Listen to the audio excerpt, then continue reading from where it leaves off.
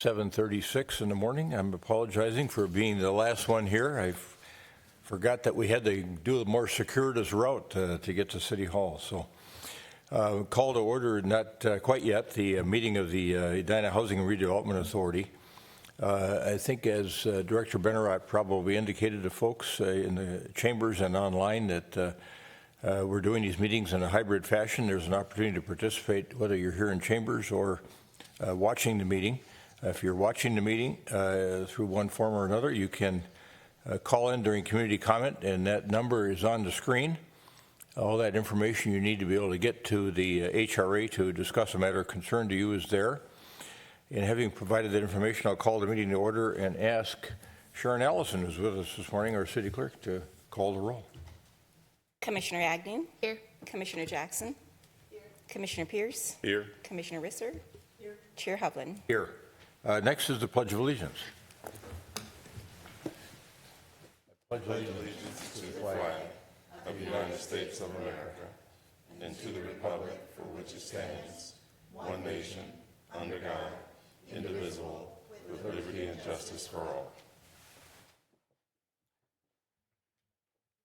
Thank you for that participation. And we've got a form of meeting agenda. Is anyone on staff or HRA that wishes to modify the meeting agenda in any form or fashion? All right. Is there a motion to approve the meeting agenda? So moved. Second. Commissioner Jackson moves. Commissioner Agnew seconds the approval of the meeting agenda. Any further discussion? All those in favor of approving the meeting agenda say aye. Aye. Aye. Opposed? Carried. Now we are at community comment. And let's get that number back on the screen. And while we're waiting for some of our fellow residents to potentially call in, we'll see if anyone in the audience wishes to address the HRA in a matter of concern to them. Hearing nothing and seeing no one coming forward, I'll turn to Director Benarott to see if she has anybody online. I do not yet have anyone on the line, but because there is a short delay in the broadcast, I'd recommend we wait 1 minute or so before we move on with the agenda. My clock shows that it's 7:37 now, so I'll come back to you at 7:38 or when I have a caller, whichever's first. Thank you.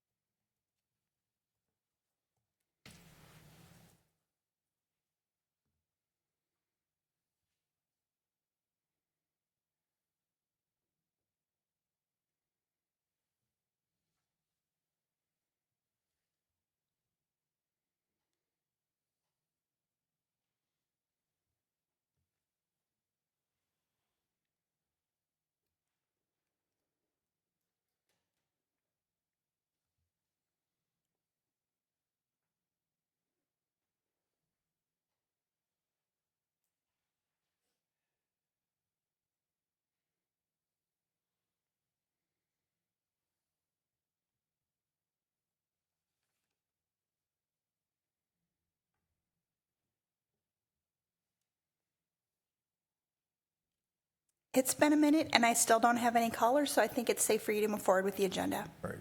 Very good. Thank you. Our practice is to have our executive director respond to community comments that were made at the prior meeting of the HRA, and that meeting was on May 16th. Executive Director Neal, anything to comment on? Your Honor, no, Mr. Chair. We did not have any community comment at the May 16th meeting. Very good. Next is the consent agenda. There's only one item on there, and that's the draft minutes of the regular meeting of May 16th, 2024. Any changes or additions to those minutes? Is there a motion to adopt the minutes of the regular meeting of May 16, 2024? So moved. Second. Commissioner Jackson moves. Commissioner Agnew seconds the adoption of the minutes of the regular meeting of the HRA on May 16, 2024. Any further discussion? All those in favor of adoption of those regular meeting minutes for the HRA on May 16, 2024, say aye. Aye. Aye. Opposed? Carried. Those minutes are adopted. And now we're at the heart of the agenda this morning, and we have some interesting things to discuss. And Stephanie Hawkinson, our Affordable Housing Manager, is going to lead that discussion. And the first matter there is possible support of Resolution 2024-03 is recommended by staff to support the preservation of affordable housing at 3400 Parkland Avenue South and 5010 Summit Avenue. And we welcome Manager Hawkinson. think we have a guest with us as well from Common Bond. Yes, thank you very much.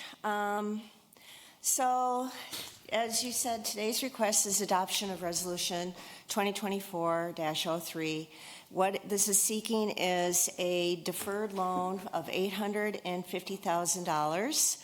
I would be coming back next spring with the loan documents for approval of those, but as it stands now, it would be 0% interest. This could change depending, they're seeking tax credits as well, and sometimes the way those form, that small interest may be more beneficial.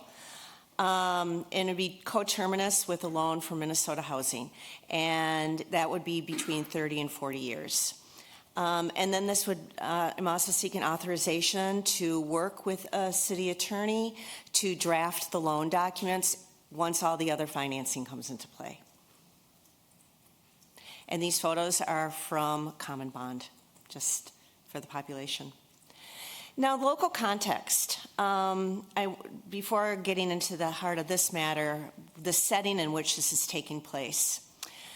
Based on American Community Survey, 64.7% of Edina senior renters are housing cost burdened. And 90% have greater than 150% of the poverty level, but that is considered $22,590.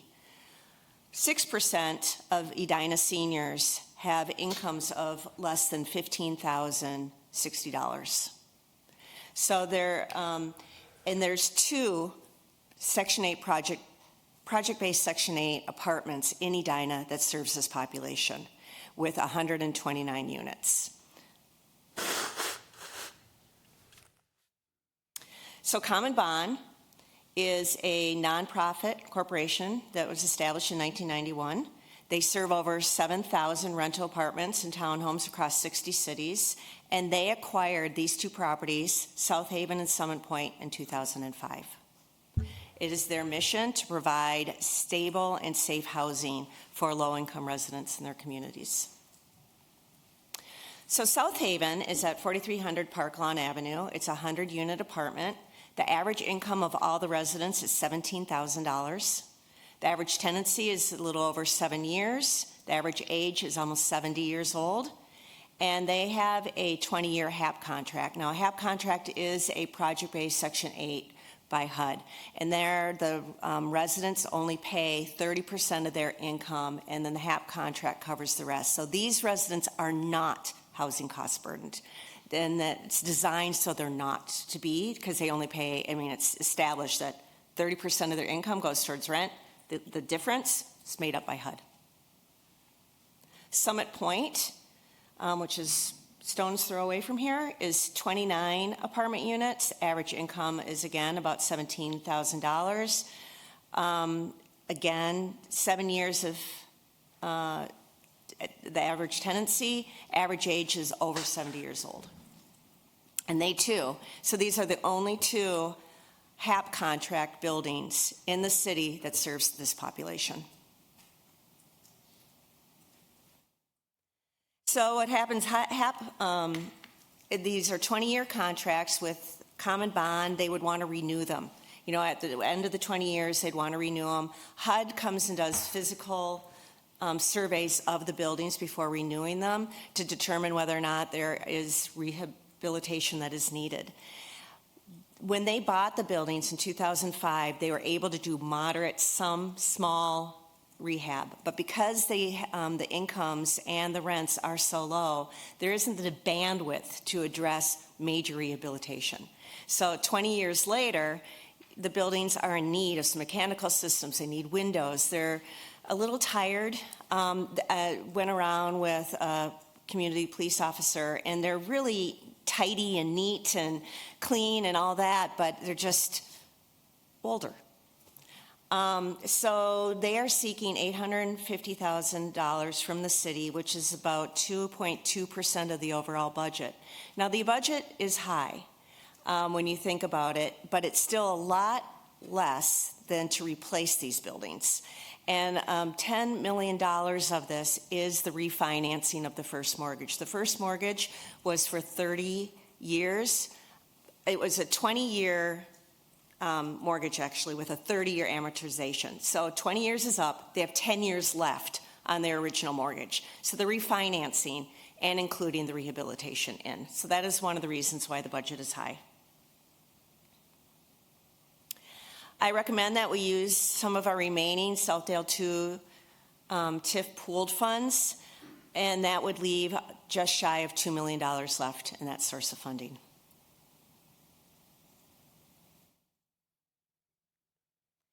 And I think this project aligns really well with the Values Viewfinder. We are really trying to show this community that is disenfranchised that they are part of the community, the residents. Like I said, the community police officer and I went and visited them and spoke with the property management. And since that time, we've had about 12 applications from one of these buildings alone that signed up for our free internet service. Health in all policies, one of the health indicators is having a safe and affordable place to live. And this is securing, providing extra security to these residents that their housing will stay in place. Race and equity, it is investing in some of our most disenfranchised residents in the city. It's helping them feel included by putting some of our financial resources towards their health and well-being. And sustainability is that they are going to be increasing their energy efficiency of the building. And truthfully, it is much more sustainable to rehab a building than to build new. So it's a pretty simple request in my mind. And again, I would come back. They are applying to Minnesota Housing for bonding and 4% tax credits, and they'll be applying to Hennepin County. Once all the sources are in, I'll be coming back with some loan documents. So that's what I'm seeking. Thank you. Questions for Manager Hawkinson? Walk through the kind of the key terms and conditions of the loan again so that we understand that. Yes, we're seeking $850,000. It would be a deferred loan, which means there'd be no monthly payment until the end of the term, which would be 30 or 40 years. It'd be coterminous with Minnesota Housing. So depending on what they would want with their loan term, and it used to be 30 years, they're moving towards 40 years, and at that point, the loan would be, the financing of the whole buildings would be refinanced, we would be paid off. So it is a deferred. We will not be getting any loan payments for the next 30 years. And right now it's set at 0% interest. That will be somewhat aligned with, again, the loan terms of Hennepin County and Minnesota Housing, and through negotiations with the tax credit investor the tax credit investor needs to experience losses. And so they tweak interest rates on the deferred loans to try to figure out what the losses are. So right now I say 0%, it could be about 1 or 2%. And I'll come back in about January. Our interest rate would match what Minnesota Housing does. Correct. But for purposes of this conversation, you want to make sure that it was possible or conceivable that we might not get any interest on this money that we would lend. I thought it'd be better to come back and say the interest rate is 2%. When I initially said 0, than tell you it's 0 when I initially said 2. And it's a deferred loan, not a forgivable loan. Not like a we've done with some forgivable of loan. the Spark money. That is correct, Chair. It's a deferred. Questions from other commissioners? Commissioner Risser? There's a lot to like about this in terms of sustainability, not tearing down a building. When I look at the price tag, I have to admit I get a little bit of sticker shock. And I'm just wondering if you could speak to the aesthetic changes that are being considered. And also, when I looked at the value of these two buildings, it was $10 million for one and $3 million for another.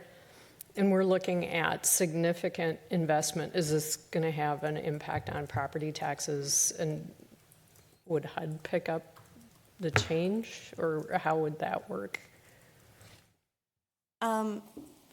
Chair, Commissioners, I have Katie Anthony from Common Bond. She may be able to speak in more detail with regards to the aesthetic changes. With regards to property values, it is it's one of the reasons we often come here with gap financing for affordable housing, seeking gap, is that the cost to do the work far exceeds the values of the building, including the rents that can be received from living in that building to pay off the costs. In construction, since there's two different sites, and it's window replacement, and as I said, HVAC system, some piping, it's expensive work. And also, when you have multiple funders, you have multiple attorneys. And so the soft costs on here, you see the professional fees is $1.5 million. That is another inefficiency with the creation of affordable housing, is that there are all these loan documents, you have all these funding sources, that there's not just one funder, and it jacks up the price of it. It's been simplified, believe it or not, in the last 20 years with the same type of budgeting modeling that they've been using. But as far as more of the detail aesthetics, do you mind coming up and talking about that? Please do. May I invite Katie Anthony to come up and talk about that? Yes, please. Welcome, Ms. Anthony. Yeah, good morning. My name's Katie Anthony. I'm a principal project manager with Common Bond Communities, which means I work in the team at Common Bond that's not out day to day working with residents, but works on our new construction buildings that we're building and renovation of our existing buildings that we own. And so I'm working on this project. I think to respond to your question about aesthetics, which I interpret to be what are we doing in the renovation, is that an accurate interpretation? Well, I noticed you're contracting with LHB Architects, Yes. and so I just want to know more about that. We've had another project come before us. I'm thinking Edina East, where they had a whole series, the condominiums, and we could see very clearly what each line item was, and there wasn't an architectural redesign component to it. So I'm curious about that. Okay. Well, a couple of thoughts come to mind, and then obviously ask me a follow-up if I don't fully respond to your question. We're working with LHB Architects to do a physical assessment of the property. So as engineers and architects, we've walked both buildings, looked at mechanical systems, looked at what are the issues that our on-site staff are experiencing and can talk about in terms of system issues, but also with their expertise, what they see. So that's directing us to make repairs to windows, make repairs to the plumbing systems, which some of them are original to the buildings and are now approaching the end of their useful life. Boilers, water heaters, water softeners. So while those things I wouldn't necessarily characterize as aesthetics, they definitely drive up construction costs.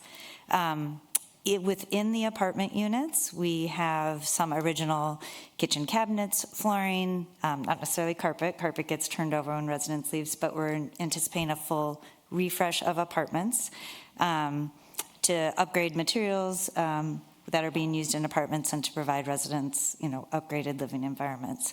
Also, community room spaces that may need some redesign to better meet the needs of how residents use them now. Elevator upgrades, fire alarm upgrades. Both of the buildings are sprinkled, but upgrades to the fire alarm system and the elevator systems, as well as security cameras and access control. So that's sort of a smattering of the things that we are doing. In terms of ability to see line by line, when we submit to Minnesota Housing in July, that application package, as anyone may or may not know, is very robust and includes a lot of detail, and I'd be happy to provide that to Stephanie if folks wanted to see. That'll include a detailed budget that provided by the contractor and a detailed scope of work from LHB that says, here's the things we saw these buildings need, here's the things that Common Bond has identified as livability and operational upgrades they'd like to make, and here's the costs associated that coming with from the contractor. Does that respond to your question? Yes, thank you. Okay. Yes, Commissioner. Yes, Jackson. thank you, Mr. Chair.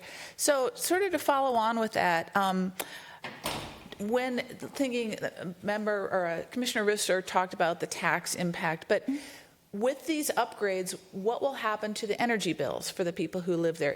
Are the energy bills paid by the whole building or by the individual tenants, and will that go down when we get more energy efficiency? Yeah, residents at these properties are responsible solely for their own electric. So I want to acknowledge that I don't have a strong sense of should any of their electric change. I think it's like lighting, they're individual electric. So I would not think that, I'm not certain that our upgrades will improve their electric bills, but I don't have a reason to believe that they would. I think it's usage based. Okay, So great, forgive me thank that you. I don't have more, I can provide more and follow up. No, if no, needed. that answers my question. The second one is, though, are you seeking tax credits from the Inflation Reduction Act, which are available even for nonprofits? And I didn't see that on the line items of things, and I know that there's federal money available for insulation and keeping these buildings as energy efficient as possible. Yeah, we didn't have that on our initial list of sources because organizationally we're still getting our mind around some of those newer sources. So I think the simple answer is yes, we will be looking at it. We didn't know enough about where to slot it in part because we didn't have our sort of final scope of work, which some of those tax credits, to your point, are driven, at least my understanding to date, is driven by the improvements you're making. So more to come and to be looked at. And probably to be looked at even before we submit to Minnesota Housing in the next month. Terrific. Well, I strongly encourage you to do that because we want to see the energy efficiency, and this is exactly the type of project that those tax credits are aimed at reaching. So I hope that that's part of the final package we see. Thank you. Thank you, Commissioner. A couple of questions from me. Manager Hawkinson, well, first of all, I noticed in your memo, Manager Hawkinson, that you're not only talking about seniors, but you're also talking about folks living there that had disabilities. Correct. And is that true, or is it just senior occupied, or seniors, maybe seniors with disabilities too? Chair, Commissioners, the buildings initially were age restricted. HUD had changed the rules with regards to Section 8, project-based Section 8 housing for seniors, that people with disabilities were eligible to move into those buildings. Each building does have some folks with disabilities that are not seniors. The numbers are low. I believe in Summit Point it may be one resident, and at South Haven it's less than a dozen, fewer than a dozen. What are we proposing for security for repayment of the loan? Our security for the financing, there will be a mortgage and a note prepared and placed against the property. And this may be a question for Ms. Anthony, but when I look at sources and uses, and I see that there's on the uses side of it, there's a developer fee of $3.8 million. Who is the developer? Chair, Commissioners, the Common Bond is the developer. They will be deferring a portion of the fee. And they also have a seller's note in the property for over $5 million. Operating these properties is staff intensive. When we went to both of the buildings, there's more than one staff person that is on site. And I don't know, with the cost of operating these buildings has increased, that they Common Bond, PPL, and Aon did go to the legislature to ask for some help with operating these organizations. So the developer fee is the maximum allowed by Minnesota Housing, but it helps with the organization and maintaining their work and continuing to do this type of work. All right. Do you want to affirm that for us, Ms. Robert? Anthony, excuse me. That's Ms. okay. Anthony. Yes, I will comment on both of the uses and sources that Stephanie mentioned. So one, yes, the developer fee is revenue that comes to Common Bond for the work we do as a real estate developer.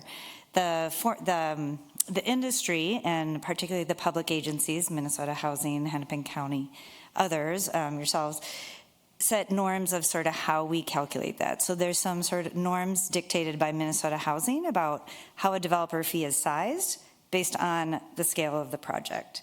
So the 3.8 million is based on formulas set by Minnesota Housing and pretty consistent with industry norms across the state and across the country. As you may imagine, these properties, they have restricted rental income based on being affordable rents and expenses that are normal to operating any housing and sometimes arguably higher given the compliance needs we have to have, the service provision that we provide in our buildings. So we don't earn really revenues on cash flow. There's not cash flow coming out of these buildings to support our operations. So developer fees are sort of the life for us to keep our organizational work going. So that's where the developer fee goes and the purposes it is for. Before I comment on the seller note, are there any follow-up questions on that clarification? Just a comment. I think that over the years that Common Bond's been in Edina, we've had such a good relationship with you, and understand the stresses that you're under. I think is that as you try to provide housing for people that is high quality, really decent quality housing, and you are getting rents in return that don't cover the cost of operating and also the cost of maintaining that property, it is extraordinarily difficult for organizations like yours to function, I think, and it gets more and more difficult all the time. And visiting with Cecile Bador from over the last couple of years on this very issue. In fact, I approached her with an idea on buying some additional properties. She said, well, you know, we're just in such a difficult position here because with the rents that we generate, we can't really even maintain the properties that we own in the proper manner that we want to maintain them. So I see here you've come up with a creative way of refinancing an existing mortgage at about $10 million and then trying to improve the property that you own in Edina so that these seniors that are living at lower income levels have high quality housing. And I think that's really critically important. So getting that explanation on how you would deploy the developer fee to basically operate, continue to help out with operating these properties that you own, I think was helpful for me personally. Great, thank you. And I did just want to comment on the seller note because it may not seem intuitive. What we do in these projects, we currently own these buildings and technically we own them under a legal entity called CBC 202 Limited Partnership. And then we transfer it technically legally to a new ownership as a mechanism to create this refinancing. And so we have a value of the two buildings as they are, and we sell it to ourselves, this different legal entity, and the value of that is about $10 million, the sort of refinance number. And what we're going to do with that $10 million is pay off the existing debt that exists, and the remaining is seller equity, and we're putting it back into the transaction, which is the common bond seller note. So instead of taking cash out to fund operations, it remains in the project as a source of funding. Mr. Pierce? Thank you, Mr. Chair.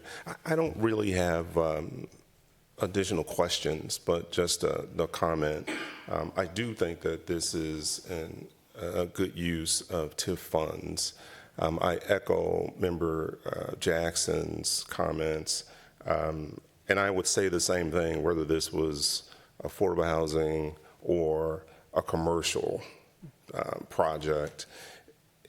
These aren't free funds, right? Getting dollars out of TIF. I mean, it's not free for all.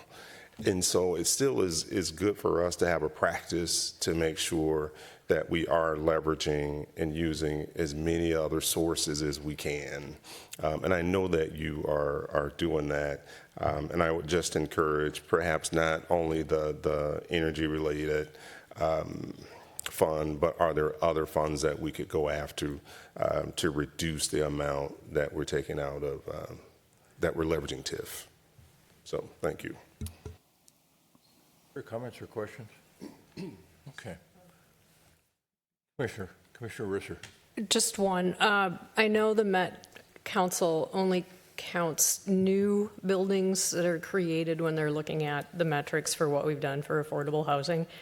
And I don't know if there's any way to capture investments like this to say, you know, when we submit the numbers, oh, by the way, we're investing in ensuring that these houses can remain. And, it's frustrating because I think this is valuable to that count, and it should count. Chair, Commissioners, every year I have to do a Aloha report that talks about city investment. No, AHOLA? Not the Hawaii. A report that talks about the city investment in affordable housing, and this is captured in that report. Right, but I want the Met Council to hear that we think they need to count more. Right. Aloha to you, too.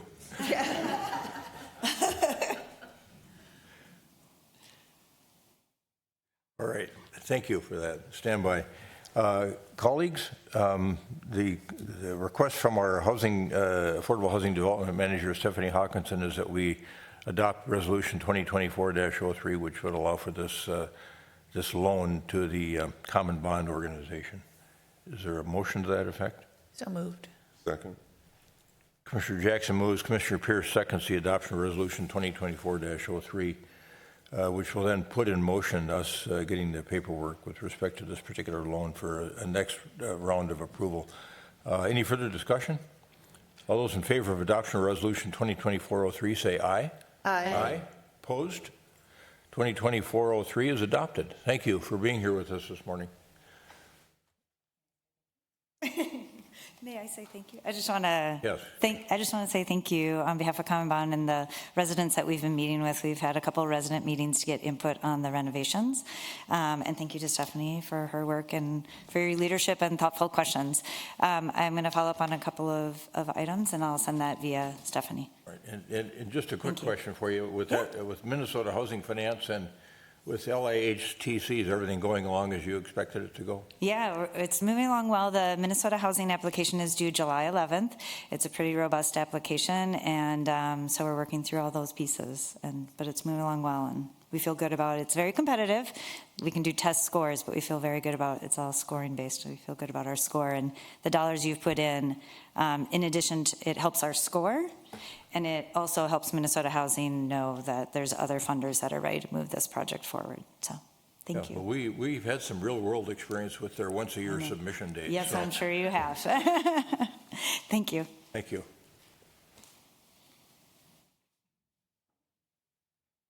All right, next couple of matters that we have before us this morning, our Economic Development Manager, Bill Neuendorf, has for us. And one involves some work going on outside the front door.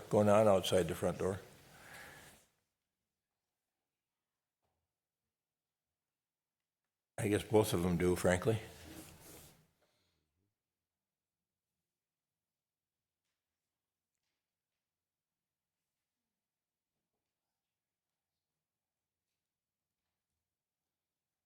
We should have our Director of Engineering here this morning to compliment him on those roundabouts. They're getting a lot of use. Yes, thank you. Good morning. We'll start this morning with Resolution 2024-05, which is a request to modify the Eden-Wilson TIF district and the associated TIF plan that goes with that. And now that I look at the screen, I realize I pulled up the wrong one.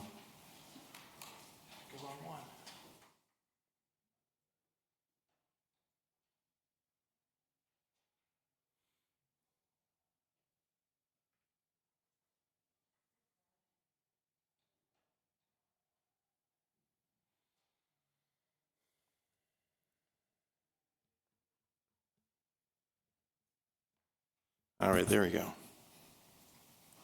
So Resolution 2024-05. In summary, the request this morning is to modify the boundaries of the Eden-Wilson TIF district. You just mentioned the roundabouts and all the construction work happening around here. All those projects are located in this particular TIF district and funded by this TIF district. The request this morning is to help clean up a detail in here that needs to be cleaned up. So when we first established this particular TIF district, we included the old Perkins site. We included the Tupa Park parcel just across from City Hall, as well as the roadways that lead to the Perkins site. That was a request as we went through that project. The need for public roadway improvements became obvious.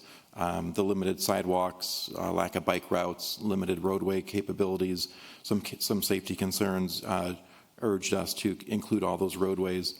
We also included the park because as we did our research, over the decades, there's been several studies about potentially relocating those historic buildings. And I recall there was 3 different studies over 3 different decades, and they always came to the same conclusion: this would be good. We don't know where we're going to put them, and we have no idea how we're going to fund them, and we're not sure if it's worth the effort.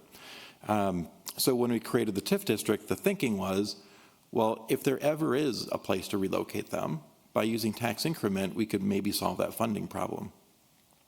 There's a lot of ifs in that statement. If we decide to do it, if there's a place, if there's a will, if there's a reason.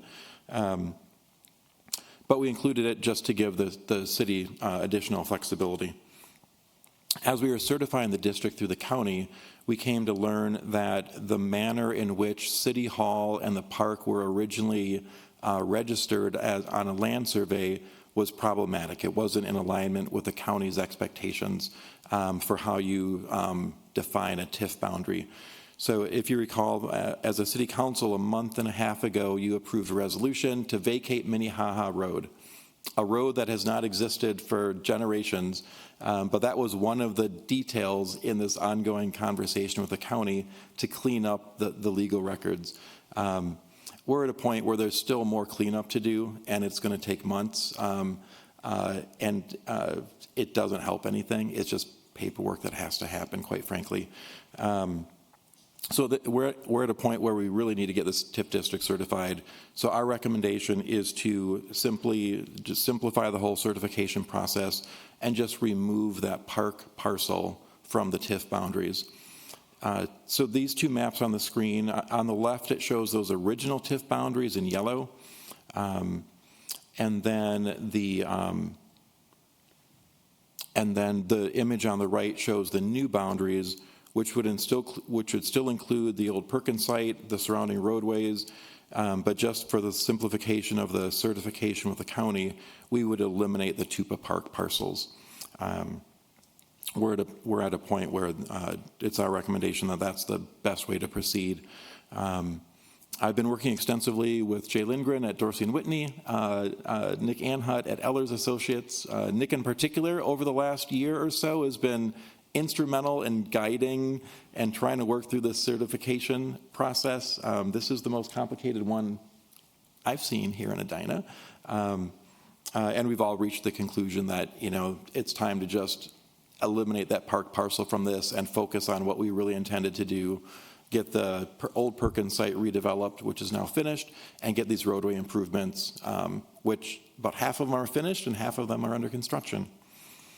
So that's a bit of the messy background, and that's our resolution, is to modify the TIF plan to simply modify those boundaries. We're not making the district any larger, we're actually making it smaller. We're not changing the duration or any of the financing, but we're just simplifying that certification. With that, I'll turn it back to you, Mr. Chair, and of course myself. I'm available for questions, as well as Mr. Anhut and Mr. Lindgren. Thank you both of them for being here this morning. So I'll turn to my colleagues now to see if anybody has any questions about this. Yes, Commissioner Jackson. Yes, thank you, Mr. Chair. So I'm just going to summarize this, and you can correct me if I'm wrong, that this will not impede any work that we're going to do on fixing the interchange between 50th and 100. In fact, it will facilitate it by making the paperwork and the deeds and everything with the county right. That's correct. Okay, thank you. Commissioner Risser. When I look at the stipulations for creating a redevelopment district, one of them is that substandard buildings are reasonably distributed throughout the geographic area. And when I look at the documentation for this, I'm looking at page 10 from the Stantec report, which shows the old Perkins site, Cahill School, and the Grange. And figure 3, distribution of substandard structures. The substandard buildings are reasonably distributed throughout the geographic area of the potential TIF district. If we remove those 2 buildings, are we at risk of invalidating the TIF district? Mr. Anhut or Mr. Lindgren, one of the two. Thank you, Commissioners. Nick Anhut with Ehlers and Associates, and I'll just my attempt to answer the question.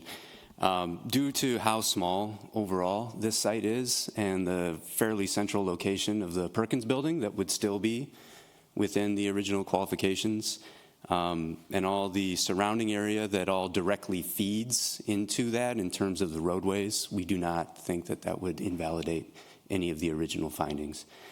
And in creating a redevelopment district, the finding that needs to be made is that greater than 50% of the buildings that are included within the TIF district need to qualify as substandard. So when we remove this parcel, we will still have one of one building that was originally substandard. So that's 100%.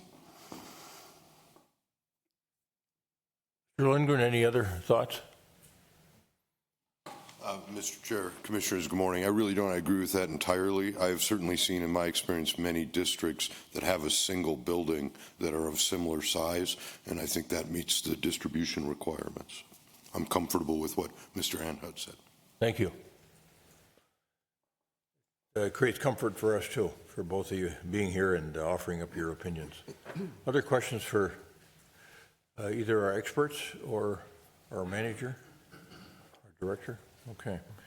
The requested action is to approve Resolution 2024-05, which would modify the tax increment financing district for the Eden-Wilson Redevelopment Tax Increment Financing District located in the Southeast Edina Redevelopment Project area to modify the boundaries thereof. I had a question on that. Member Risser. I do have another question, though. So if we remove these buildings from the TIF district and we decide that we do want to relocate them, where will the funds be coming for that? It will no longer be possible to use TIF funding, right? If in the future we decide to do that, we'd have to figure out where the financing is going to come from. It's highly unlikely that TIF would be an option at that point. Okay, so it would have to be generated in a different manner through the levy or something like that. Correct. Yeah, Mr. Chair and Commissioner, as we've discussed over decades, we'd be in the same pickle that we might come to the realization we want to move those, and then we'd have to find a different funding source. There's a lot of different options out there, but we're not even at the point where we'd want to choose to do that, let alone how to finance it. But by removing these parcels from this TIF district today, I believe that would disallow the use of TIF on those parcels.